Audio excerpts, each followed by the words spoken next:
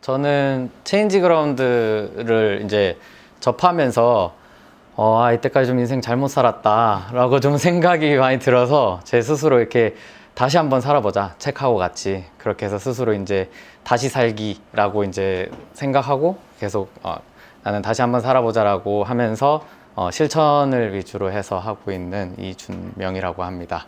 오늘 이제 저희가 이 베스트 셀프라는 책에 대해서 얘기를 하고 있잖아요. 이렇게 최고의 자아를 찾아 나가는 과정인데, 여기에 대해서 사실 이거 그냥 당신 누구예요 잖아요. 스스로 알고 있나요? 이건데, 준비 없이 자기소개를 하게 되는 경우들이 살다 보면은 생겨요. 이렇게 어디 가는데 갑자기 이렇게 소개를 좀 해달라고 한다든지, 그러면은 처음에는 사실 굉장히 어렵거든요. 내 소개를 한다는 게 그냥 저는 뭐 이름은 뭐고요, 저 어디서 왔고요, 몇 살입니다, 하는 일은 뭐고요, 이러고 나면 말이 딱 막혀요. 저는 어떤 특징을 가지고 있고 저는 뭘 잘하고요, 저는 이런 걸 즐겨하고 이런 것 때문에 제 특징은 이러이러합니다, 이렇게 말이 잘 안 나와요. 예, 그래서 근데 우리가 바꿔서 생각을 해보면, 이제 학생들 같은 경우에는 지금 공부하고 있는 거 과목 어떤 내용 공부하고 있어? 어느 부분 하고 있어?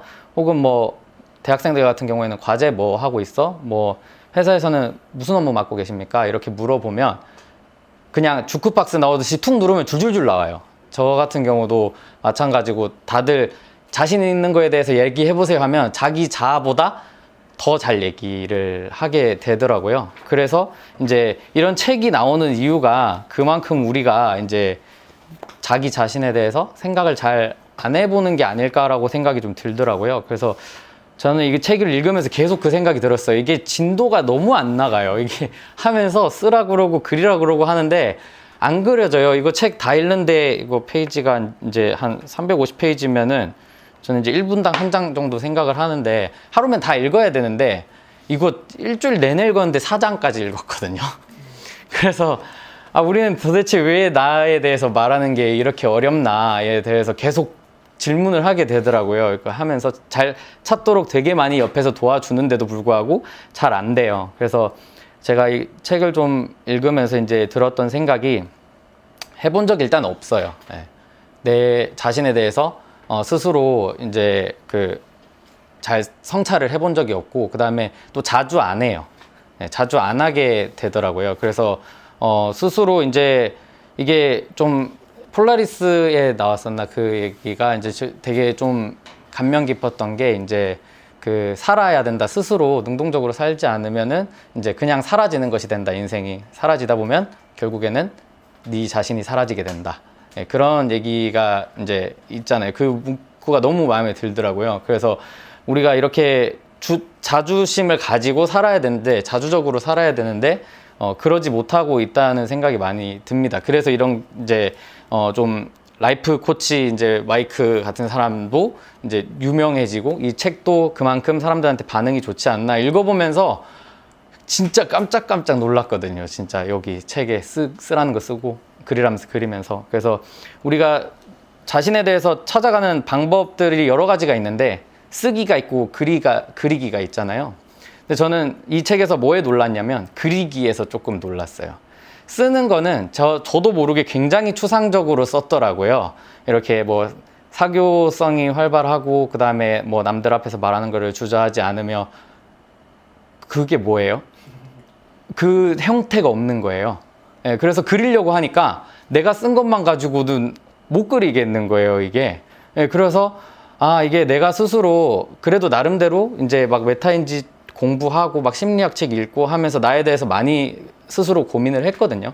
그런데도 불구하고 그리지도 못하는 거를 나는 계속 내 자신이라고 생각을 하고 있었던 것 같다는 생각이 들었습니다. 그래서 일단 여기 그리라고 해서 사실 그리긴 그렸는데 이거 진짜 못하거든요. 그래가지고 좀 많이 걱정이 되는데, 아까 막 너무 반짝반짝 별 예쁘게 그려주시고 해서 좀 이거를 그렇긴 한데, 여기서 그러잖아요. 이제 다 자신의 그 어두운 면을 다 드러내라고. 그래서 좀 드러내자면은, 저는 이제 최고의 자아랑 반자가 이렇게 있는데, 제 최고의 자아는 캡틴 J라고 해서 제가 이제 이름의 중간에 J가 준자가 들어가서 이제 캡틴 J인데, 저는 이제 좀 어린 나이에 사업을 시작을 하게 됐는데, 이게 저는 배운 대로 하면 될 줄 알았고, 그냥 주어진 대로 하면 되는 줄 알았어요. 열심히만 하면 되는 줄 알았어요. 근데 제가 사회에 나와 보니까, 이 사업이라는 곳에서 시장에서의 경쟁은 그냥 진짜 선의의 경쟁, 친구랑 달리기 하는 이게 아니라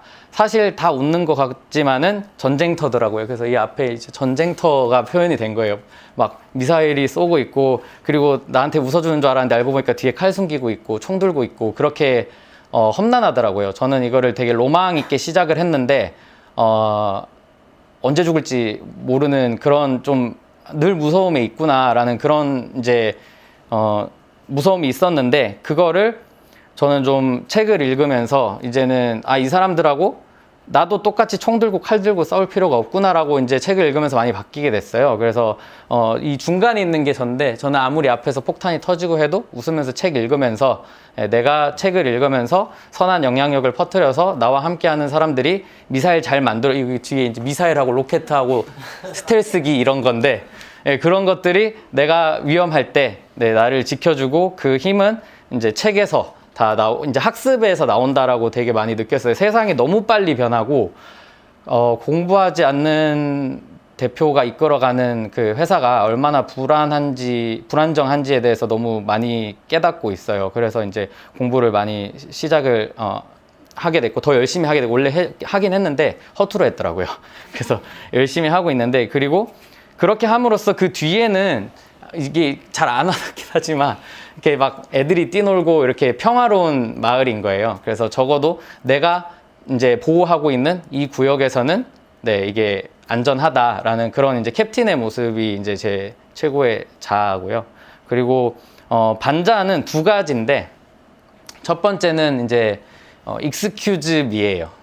그래서 변명만 엄청 많이 하고, 그 다음에 그 핑계만 많이 대는 제 자신의 모습인데, 엄청 일거리가 쌓여서 많이 바쁜데 손을 막 휘젓고 있는데 손에는 정녕 아무것도 없어요. 결과가 없는 거예요. 엄청 바쁜데, 엄청 바쁘게 일하고 하는데 내실은 없는 거죠. 그래서 아까 그 웅이사님께서 그 매출 얘기할 때 너무 와닿았던 게, 진짜 뭐하러 일했나 할 때가 많습니다. 진짜 매출 보면은 너무 막 자괴감이 들고 어디 도망가고 싶고 숨고 싶고 그럴 때가 많은데, 그거를 저는 뭘로 핑계를 댔냐면, 일하고 있다. 나 이렇게 열심히 일하고 있잖아. 주말도 없이 일하고 있는데 내가 뭘 여기서 더해. 막 이런 이제 핑계를 댄 거죠. 사실 실력이 없던 건데, 사실 부족한 건데.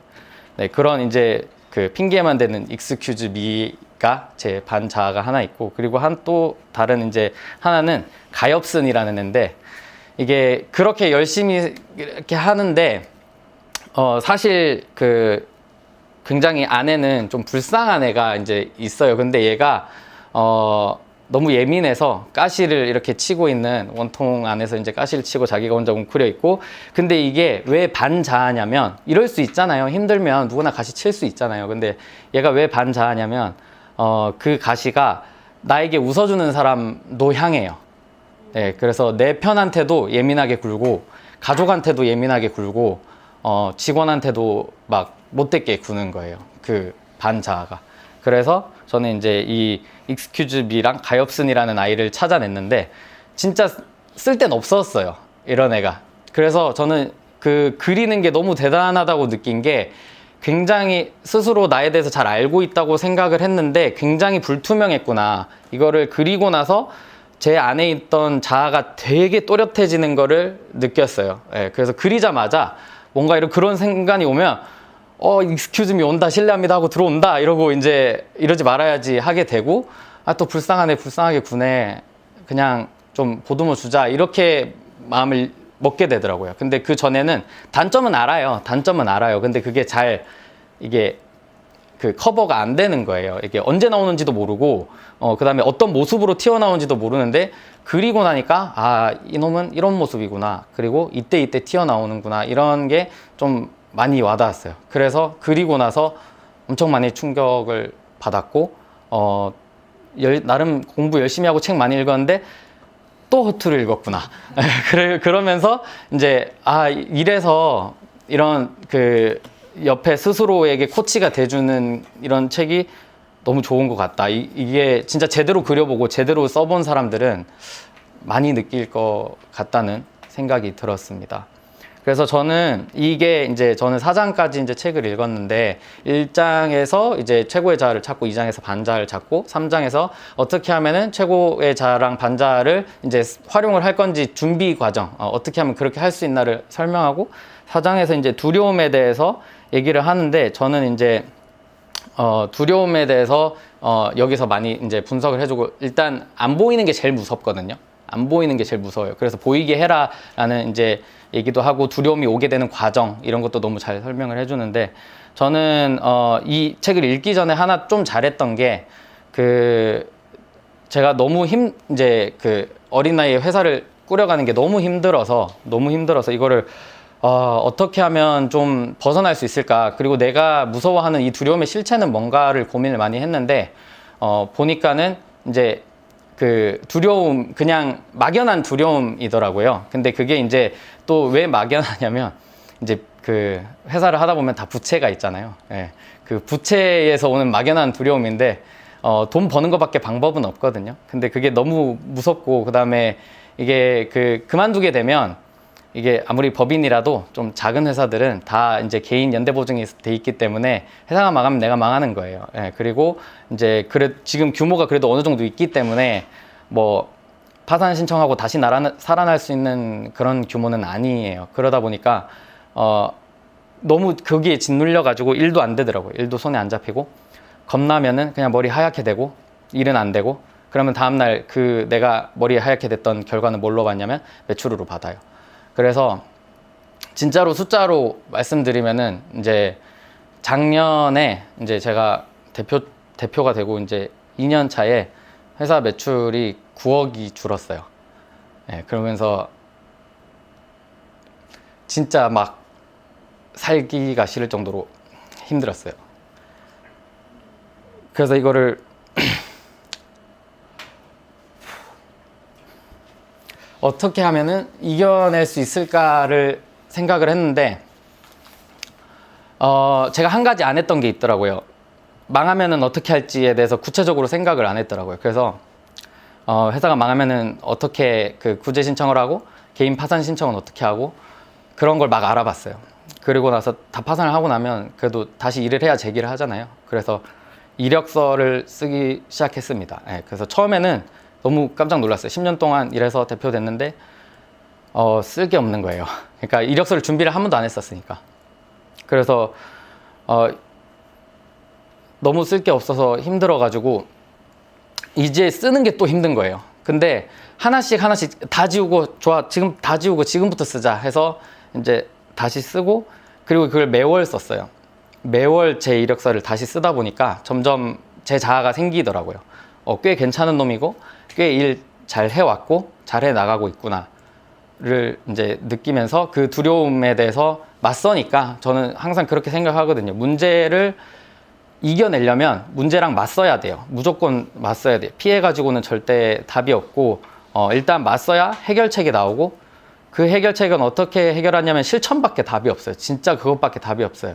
네, 그래서 제가 매월 이력서를 쓰면서 그래서 사실 이것도 낼 때 저는 수정만 했거든요. 원래 있던 이력서를 좀 최신화해서 이번 달 할 거 이제 해가지고 이제 제출을 했었는데 되게 편하더라고요. 이렇게 다 준비가 돼 있고 하니까 쓸 때도 편했고 그리고 그 이력서를 계속 읽으면 보이지 않는 두려움에 대해서 좀 자유로워져요. 네, 그리고 나는 언제나 다른 선택을 할 수 있는 사람이다. 네, 나는 내 선택에 대해 자유로울 수 있는 사람이다라는 자신감을 좀 가지게 되거든요. 그런데 이제 이 책에서 그런 내용들을 굉장히 유사하게 얘기를 해 주더라고요.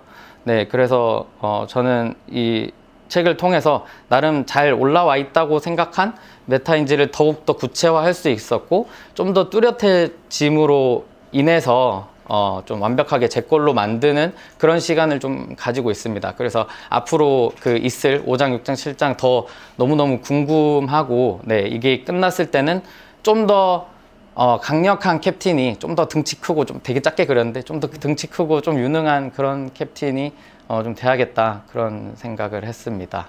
네, 저는 좀 짧게 준비했는데 네, 이렇게 마치도록 하겠습니다.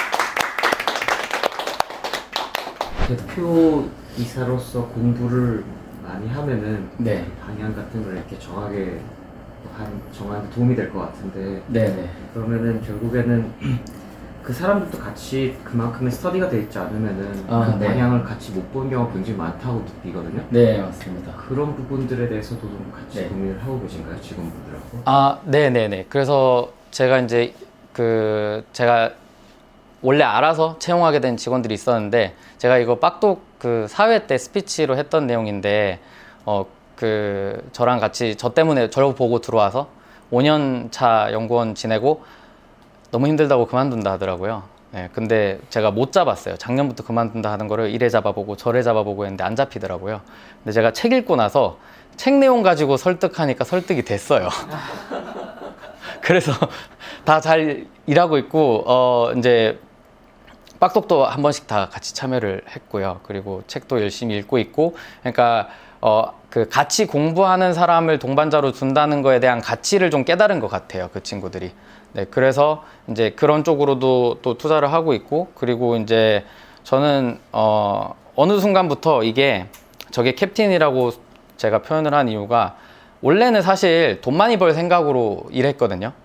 제 원래 목표가 40 되면은 은퇴하자였어요. 근데 지금은 목표가 100살까지 일하자로 바뀌었거든요. 이제 온전히 즐기고 있어요. 이게 사명감으로 바뀌었고, 우리 직원들하고 평생 잘 이제 즐기고 나가면은 좋겠다. 내가 100살까지 뭔가 살아있음을 느끼게 해주는 내 회사가 되면 좋겠다. 그래서 이게 더 크려면 저보다 더 뛰어난 인재가 있어야 되겠다라고 생각을 해서, 이제 어떻게 하면 좋은 사람 뽑을 수 있을까? 그러면은 내가 집 욕심 안 부리고 차 욕심 안 부리면 나에게 집을 사주고 차를 사줄 직원을 고용할 돈이 생기더라고요. 그래서 이제 저도 이제 굉장히 엘리트시지만, 저도 이제 영국의 그 MIT라고 불리는 임페리얼 컬리지 공대 출신의 좀 굉장히 우수한 인재도 오래 그래서 영입을 해왔고, 그러고 나니까는 이제 조금씩 시너지가 생기는 것 같아요. 예, 그러니까 내가 대표라고 해서 나보다 못한 사람만 들여야 돼 하면은 당연히 발전이 없고, 내 한계를 인정을 하고 나랑 함께 같은 방향으로 가줄 사람을 고용을 하면서 제 부담도 줄어들고, 예, 좀 막연한 두려움도 줄어들고, 그 다음에 회사가 더 큰 가치를 만들 수 있고.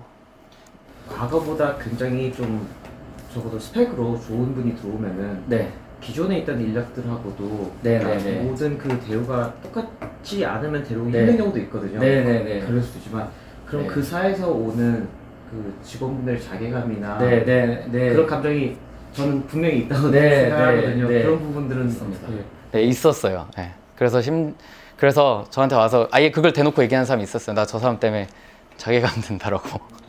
그런 경우도 있었어요. 네. 그런데 이제 그 사람도 어찌됐든 그게 이제 두려움에서 오는 거거든요.